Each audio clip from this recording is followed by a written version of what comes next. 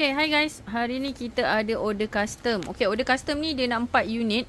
4 unit set hamper bernilai RM350. So, ini antara first design yang kita propose kat customer. So, korang boleh tengok lah item-item yang kita bagi. Kebiasaannya kalau hamper yang RM200 ke atas, biasa depan ni kita akan bagi branded item. Branded item seperti dalam video yang korang tengok ni lah. Ni jenama-jenama yang biasa kita pakai. Kita tak pakai tau jenama-jenama biskut China ke ataupun jenama-jenama pelik, kita tak pakai. So ini common punya brand yang biasa you all akan nampak dekat pasaran. Okay, so yang kalau 300 setengah ni dia ada 1, 2, 3, 4, 5 5 tingkat. And then belakang dia akan ada sama juga 5 atau 6 tingkat bahagian belakang. Okay, so usually, tapi yang ni tengah ada special order tau. Customer ni dia nak tukar kepada bakul.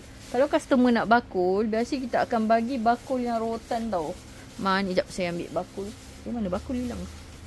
Okay, biasa kita akan bakul hilang lah. Biasa jenis-jenis bakul yang kita akan bagi bakul macam ni. Ni bakul pilihan pertama.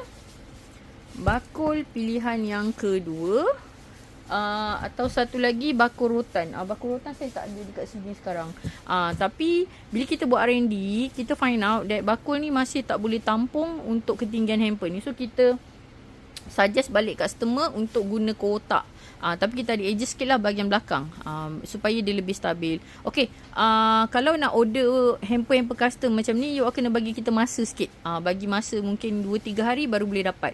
So barang ni memang ada dekat factory, tapi kena masuk queue untuk production.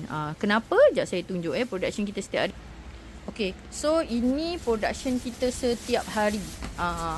Ni biasa mana yang dah siap ni tengah, yang macam ni dia tengah tunggu queue untuk masuk mesin. Yang ni pun custom ni saya tengok ni, kalau ikut ketinggian ni. Yang ni, yang lain-lain semua kita dah siapkan. Ada order ni, order nak keluar ni. Ni.